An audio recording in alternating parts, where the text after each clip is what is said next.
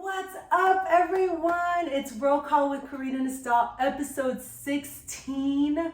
I am here with the lovely Mandy. Is it Trichell? Trichell. Yes. Okay, Trichell. I have recently stumbled onto her work, and I'm a fan, and I want her to tell you guys all about it. There's another little cutie walking around here, so we may or may not get him in the shot, but if we do, you guys will love him, guaranteed. Mandy, thank you for joining me today. Thank Your you for space having is me. awesome. Oh, thanks. Very artistic, very creative. Thank you. And like I said, I came across your work. You were telling me a little bit about it last time I saw you at Craig's birthday. Yes, Shout out yes. to B-Boy Craig. Baby, And I was like looking at it and I was like, this is really cool. It's very unique. It's different. Thank you. It like has it's just unique and awesome. You know, like I really enjoyed it. So tell us a little bit about like where were you born? Oh, where was I born? I was born in Monroe, Louisiana.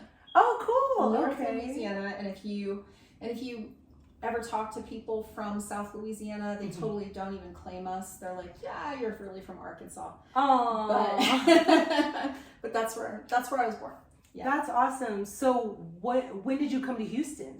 So I've been in Houston my whole adult life. I came here when I was my senior year of high school. I was 16, just like a month shy of turning 17. Oh my gosh. And I came here to live with my aunt because I was a bad teenager. I don't believe it. I don't believe it. It's true. That must have been hard though at your senior year. It was actually pretty amazing. Really? Because, Okay. Yes, I came from, so we moved around a lot when I was a kid. By the time I graduated from high school, I had been to more than 20 different schools, like all over the United States. Wow. Like a military brat. Yes, yes. My stepfather worked for Brown and Root. Okay. So he wasn't in the military, but it was very, very similar to that. Okay. Right? I was tired of moving around, and and I was getting in some trouble, and things weren't great at home. And my mom was like, I'm gonna go send you. And I had wanted to go live with my aunt for a long time because my cousin, her name is Rachel, we're the same age, we're really close, and I was like, yes, we finally get to be. So it was really amazing. Like it wasn't. I mean, I'm not saying that there wasn't a little bit of a challenge in it, but I was so excited for the new experience and to make new friends and just do something different. It was awesome. That is awesome. And you've done well ever since. Like yeah. You being excited about your location allowed you to be successful in your location. And Houston does that. Yeah. Like I love Houston, Yeah. and I know not everybody loves Houston, but like the creative community in this city, they're so supportive of each other. Yes. There's just this sense of like camaraderie, and it's like everybody feels like there's enough love and work for everyone. Right. And yes. I just think that's amazing. It is. So. It's pretty amazing. So you are also a physical trainer. Yes. Tell us what brought you into the art culture, and maybe you could tell us about how you started training as well. Well, I've been a personal trainer since 2007, and I fell into that. I mean, I fall into these things, I mean, nothing's an accident, but it sometimes feels that way, and art was that way for me, training was that way for me. I was not an athletic kid. I never played sports or anything. Oh, wow. But I had gotten divorced, and my children were still really small, and I was like, well, I need to get in shape. If I'm hoping to date, I gotta get in shape. That was my thinking at the time. Okay. I think not a bad. I think differently these days. Like I'm much more about like just finding your your inner confidence and that sort of thing. But that was my thinking at the time, and I started doing a cardio kickboxing class at Urban Jungle and was doing well with that. And the owner / instructor, Michelle, she was like, have you ever thought about becoming certified as a trainer? Like you'd be really She good saw at it that. in you. Yeah. And I was like, no, I never. What are you talking about? But she encouraged me to do it, and so I did, and that's what I've been at it now for 16 or 17 years.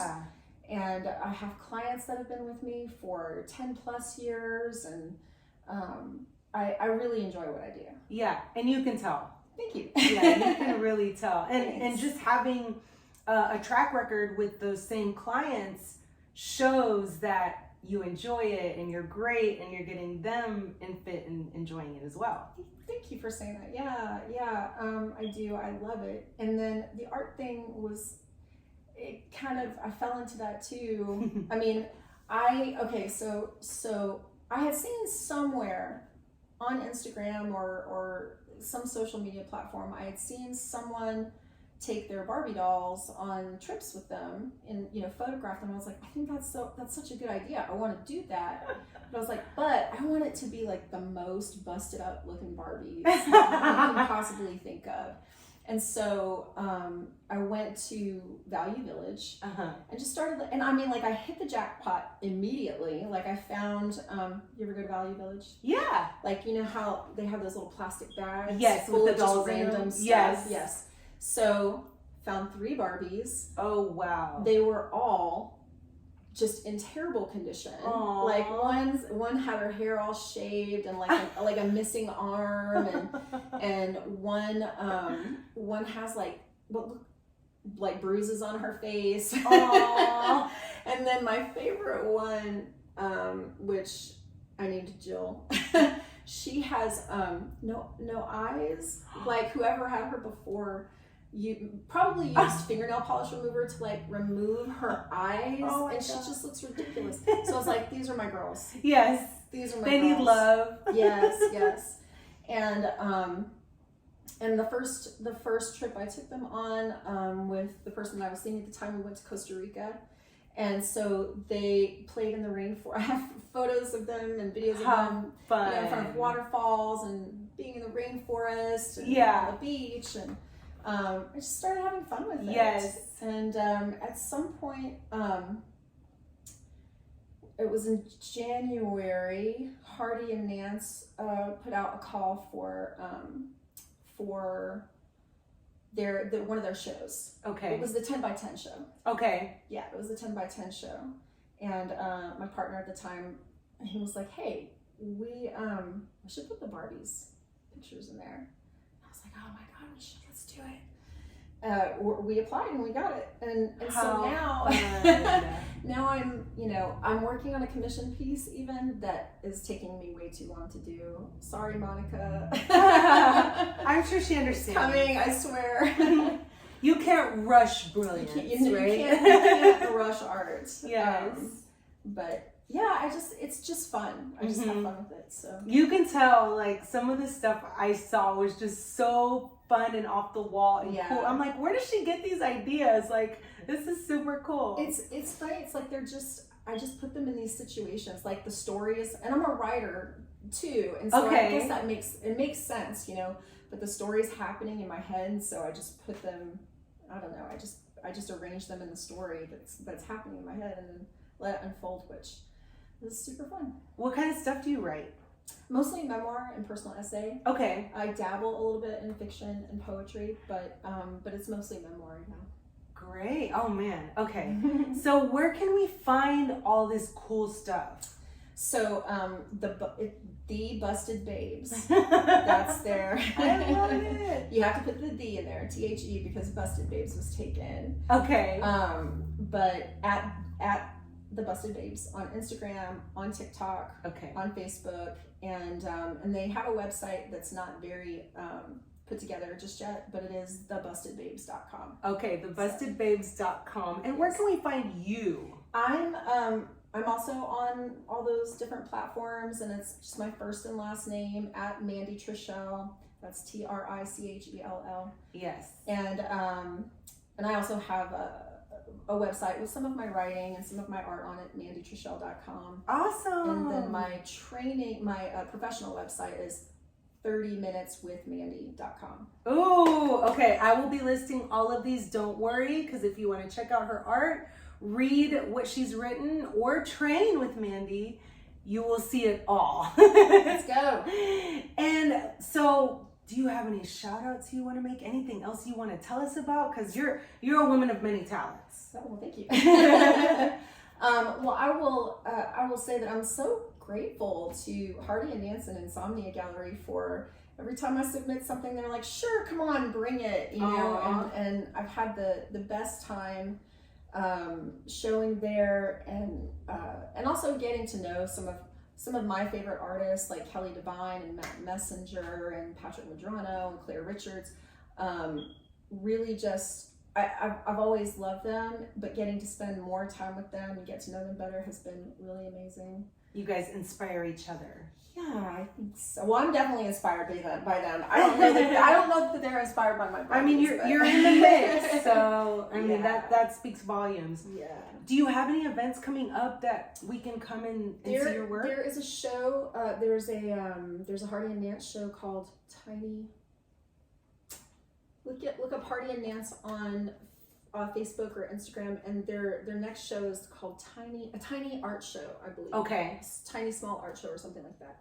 So I just submitted to that and hoping they say yes. Yes. Okay. And you'll keep us posted because I can always add stuff to the description. Yes. So that people that are following you or following the podcast will check you out even more. Yeah. Do you have any shout outs? My big shout out, of course, is my daughter, Timely Rain. Oh. She's a stand-up comic. Oh, cool. And she has anywhere from like 2 to 5 gigs a week. What? She's doing, she has a weekly open mic at Brazil that she hosts, and it's a variety show, so any kind of talent can show up. You can be a comedian. She has burlesque dancers, musicians, storytellers, etc. You're gonna have to connect me with her. Yes, for sure. So I definitely want to shout her out, and of course I'm gonna have to shout out my son, Sagacious Star, and his band Post Street. They have a show coming up on May 27th, I believe. I'll have to get the rest of that information for you. So he plays music. Mm-hmm, he's a musician. Oh yes. My God. Yes, he works for Sassafras Studio. He works for John cool. Ross at Sassafras Studio. Right on. Look at that. You've made artistic extensions of yourself. They are their own people, yes, for sure. But they found some inspiration somewhere. That's incredible. Yeah. Well, kudos to you. Thank you so much for joining me. I'm so glad that I could get you on and get you to talk about like all your cool endeavors that you have going on. Thank you for having me. Absolutely. Really Absolutely. And shout out to your daughter and your son. That's really cool. I hope to connect with them at some point. And you guys stay tuned for the next episode. I'm going to make sure to add all of Mandy's links at the end of this video, so don't go anywhere. Make sure you follow her. Don't miss out. And love you guys. Mwah. Also, if you live in Victoria, come check me out at U of H Victoria on Friday.